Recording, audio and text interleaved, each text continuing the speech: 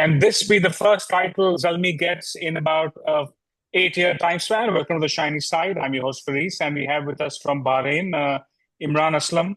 Imran, welcome to the show. The PSL's around the corner. Are you looking forward to it? Thank you, Faris. Yes, looking forward to it. International cricket for Pakistan hasn't been the most exciting the past few months. So at least Yeah. whoever wins this time, Yeah. it's going to be a Pakistani team. No matter what Look happens, forward to it. Pakistan can't lose, right?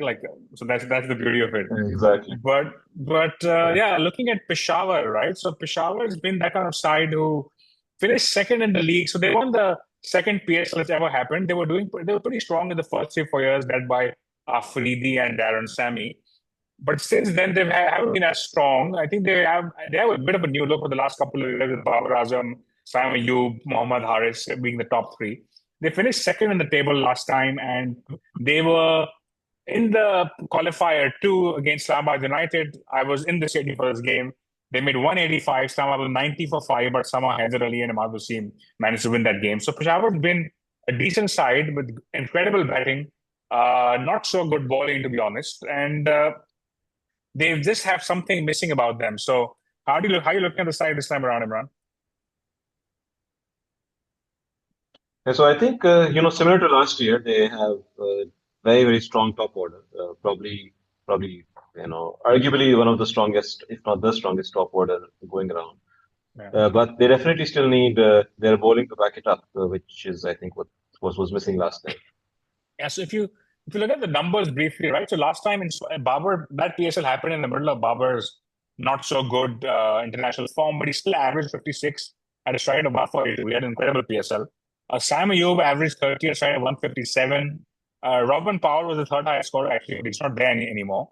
Uh, Harris struggled, Mohammad Harris, but he actually, the year before, averaged 30 at a stride of 150. And then they also have Tom Kohler Cadmore, who's like a T20 league veteran, and been really good for them.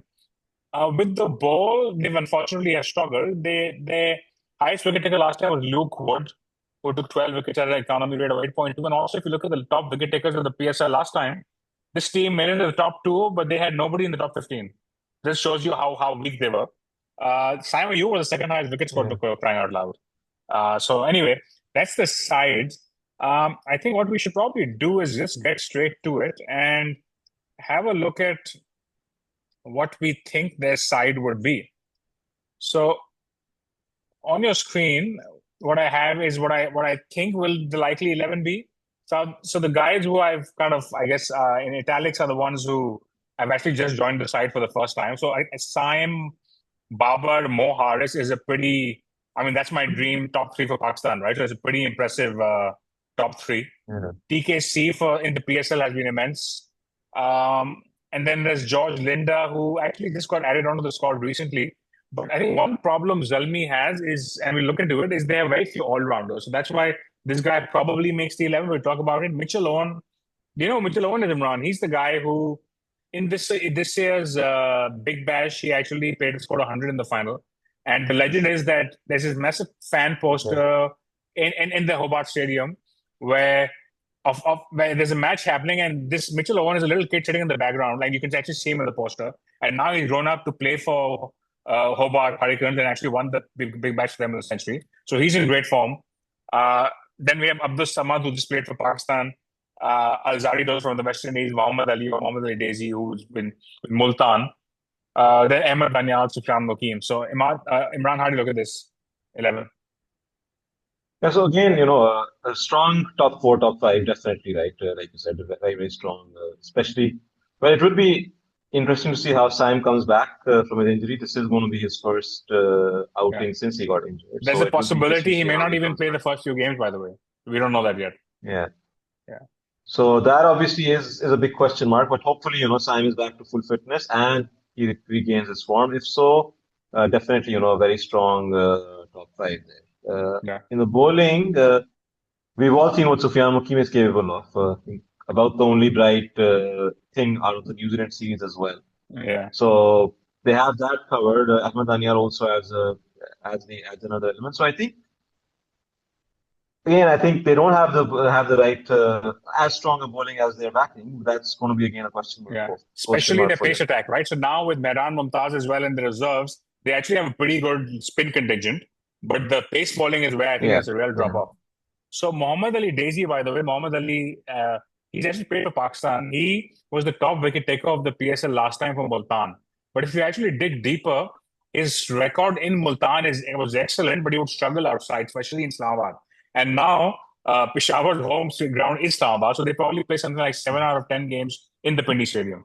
So I think how yeah. well he can translate that Multan form for Peshawar. I mean, he's probably going to be taking the new ball. Alzari Joseph, again, we know him as more as a test bowler than much more of a test bowler than really a T20 bowler. So he'd probably be more in the middle overs, hard lengths, etc.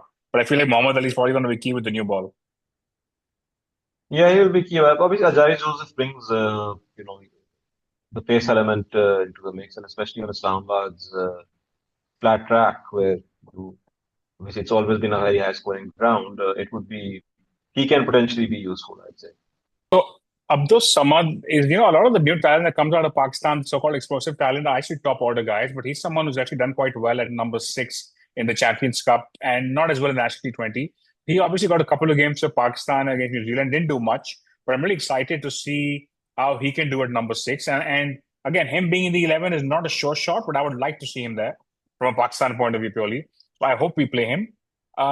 Any other changes you would see, Imran, given that the lack of all rounders, there may be a temptation for them to squeeze in Hussain Talat, who's a bit 2022 perhaps, but he can bowl a few overs of some kind of seam and also it's a left handed bat.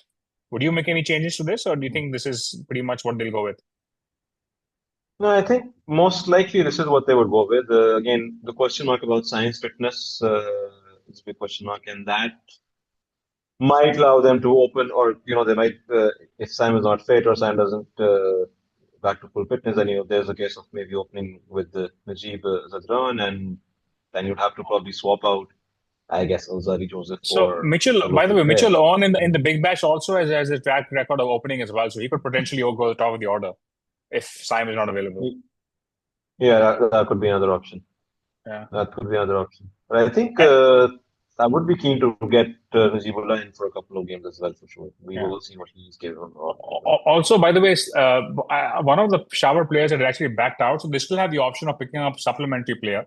Now, I don't know who's left out there, but they could really do with a seam bowling all rounder somehow.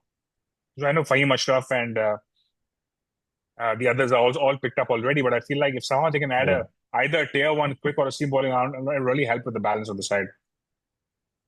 Yeah, I think that's true, right? Because right now with Azari Joe's coming in at 7, they have a longish tail.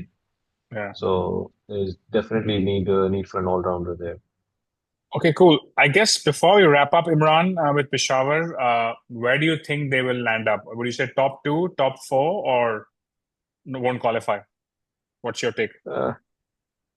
I think top 2 seems difficult given their weakness in their bowling. So Yeah. unless, Babar and Sam have a stellar PSL like last year, top 2 seems a bit of a stretch, especially, playing on the flat platform of Islamabad without a strong bowling lineup. Yeah.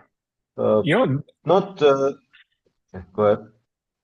I think generally speaking, I feel like this time around, there's no team that looks particularly weak, right? So I think it'll be very competitive PSL.